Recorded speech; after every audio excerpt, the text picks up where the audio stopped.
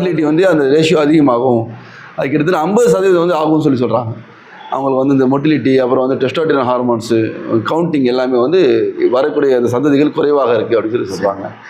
இதெல்லாம் விட ஆச்சரியமான ஒரு விஷயம் இந்தியாவில் இருக்குது. என்னென்னா 40% பெண்கள், குடும்ப பெண்கள், திருமணமான பெண்கள் தன்னுடைய வாழ்க்கையில் ஒரு முறை கூட உச்சக்கட்டத்தை பார்க்கல, அதே நிலைமை இறந்தே போயிடலாம்.